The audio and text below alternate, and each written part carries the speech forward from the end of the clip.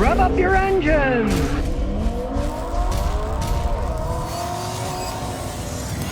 Today, I'm going to show you how to prevent anti-pollution systems on your car from breaking down before you have to spend a small fortune repairing or replacing them. Now, one of the most common problems is your check engine light on says you have an evap system leak.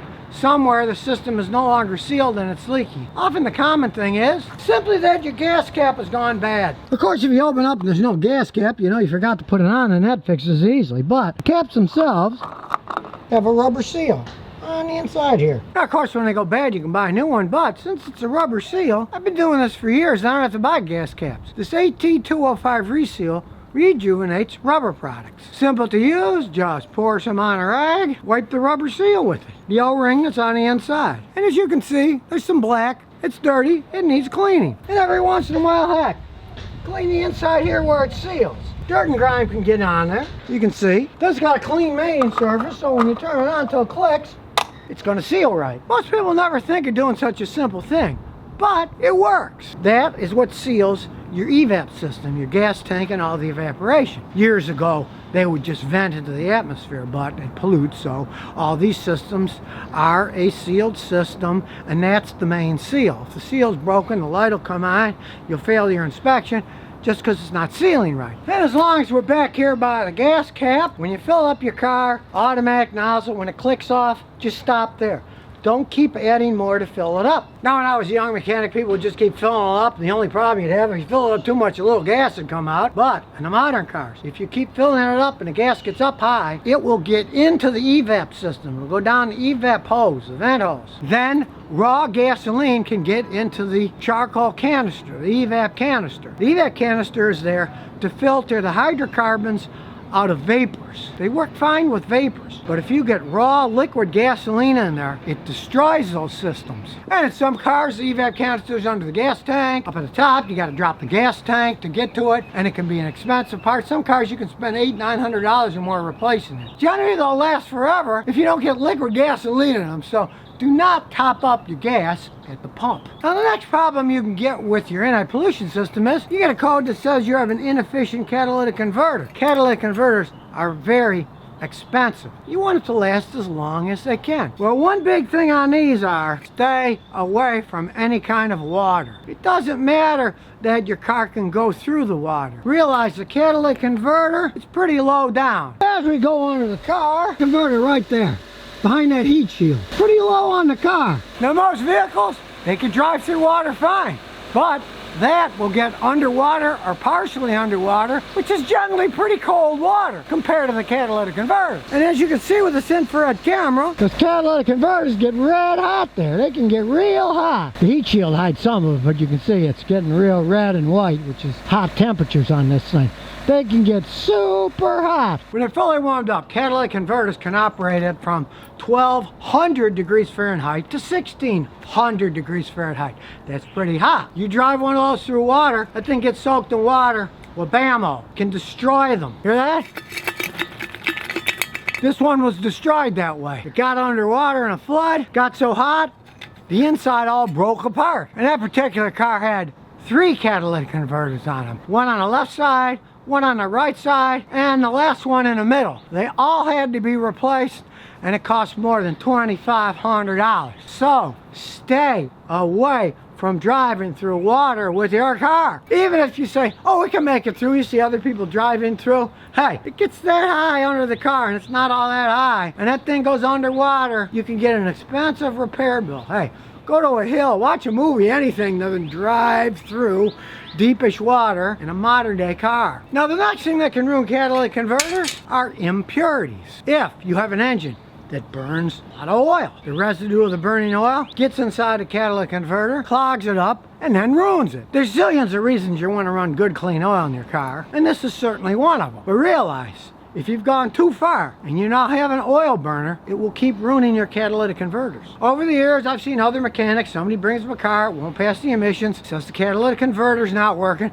they replace the catalytic converter and they get the car inspected. But then next year, the same thing, it just rebounds because the old worn out engine keeps throwing burnt oil into the catalytic converter and ruins it. And the same thing goes true for an engine that maybe doesn't burn oil, But if it runs too rich or too lean, opposite spectrums, too little fuel or too much fuel, too little fuel can make it run lean, and that bumps the cat temperature up higher and higher. The leaner an engine runs, the hotter it gets, and that will burn the catalytic converter out. And conversely, an engine that runs too rich is dumping raw gas into the catalytic converter, which of course is going to ruin it, will overwhelm it. The catalytic converter is made to burn a certain amount of hydrocarbons. If you flood it with gasoline that's not burnt inside the engine, it's going to destroy it. It can't get rid of that amount of hydrocarbons. They weren't designed for that. Heck, the early catalytic converters in the 70s, they didn't even work that well with just a normal engine. They'd often burn out and have problems because they hadn't perfected them yet. Well, now they make them quite well. If you take care of your engine and it has clean oil and it runs correctly, they can basically last forever, because theoretically the precious metals inside the catalytic converter, they allow for the burning, but they're not burned up themselves. So they can theoretically last forever if you have a good engine, doesn't burn oil, that runs right, and you stay away from water. And this is why I advise people, don't just throw crazy mods on your car like cold air intake, turbocharger, something, just bolt them on and think the car's going to run right. Odds are you're going to make the air-fuel ratio wrong. You can easily burn out the catalytic converter over time. It doesn't happen right away, but over the course of thousands and thousands of miles, goodbye catalytic converter. The thing you can easily take care of on your anti-pollution system is the lowly PCV valve inside here. Simple device, there's a little ball seal inside so that it can burn the vapors from the crankcase. That's why it's called positive crankcase ventilation. It sucks those vapors and burns them into the engine instead of polluting the air. Again, when I was a young mechanic, they just had a tube coming out there and it just vented all that vapor out to the air. They're always running that way. In the winter up north where I grew up, you just see the hot air coming out of it and it just vented to the atmosphere, but they're sealed systems. Now, you want to make sure that system's working right. Now, most cars, they cost practically nothing. $8, $10, $12. In the case of this, it just plugs in and plugs out. They're very easy to replace. You might just replace it every so many years, 2 or 3 years. They don't cost that much. If you're like me, you can just take them out and spray them with a little intake manifold cleaner. If there's any crud on, shake them, they rattle, put them back in. But here's a tip. You can change the PCV valve, use an OEM one, the original equipment, the ones they put on in the factory. A lot of these cheaper made Chinese ones, they fit in, but they don't have the right specifications. They're made for a certain flow, to work in a certain way. And you buy something that's just cheaply made that fits in the hole and goes, sometimes they'll suck too much air, not suck enough air. In the worst case scenario, they just are stuck, and then the crankcase pressure builds up inside the engine, which is very bad because that can blow the seals. And yeah, a seal might cost you $10, but you might have to pull the engine out to change that seal. So it's not going to be a fun job. Stick to OEM factory stuff when it comes to PCV valves. And when it comes to preventing pollution control system problems, stick to what it says. 10W30 oil. Use 10W30 oil. The car was designed by engineers to work at its most efficient and pollute the least with the oil that it was designed for. You change that oil, you're changing all kinds of properties. You don't want to do that in a modern car engine. Years ago, I had a customer with one of those cheap little Chevys with a tiny little 4-cylinder engine in it. It failed the emissions test. They brought it to me, and I looked at it. I saw, man, that oil looked really thick and dirty. I said, what are you putting in? He said, well, you know, burn some oil, so. And I was putting this 40 weight heavy oil in it. I thought, okay, it's a junky car anyways. It's not going to last that much longer because it was burning a lot of oil. But all I did was change the engine oil and filter. Didn't use the heavy 40 weight oil. I used the oil that was specified on the cap of the engine, which was a 10W30. Drove it around a couple hours, took it in, and it passed the emissions test. Now in this case, overall damage had been done already. The engine was burning a lot of oil. But for a very simple thing like changing the oil and filter, it then passed the test. They could drive it another year if it would last another year. And here's the last tip to keep your emission system working right. Use the gas that your car is made for. In this case, this is made for regular octane gas, the lower octane that they sell here in the United States. Because if you want the truth of the matter, the reason that many luxury cars tell you you're supposed to use high octane gas is because their engines have more compression inside them, and they don't want the gas to burn too fast or the engine will knock.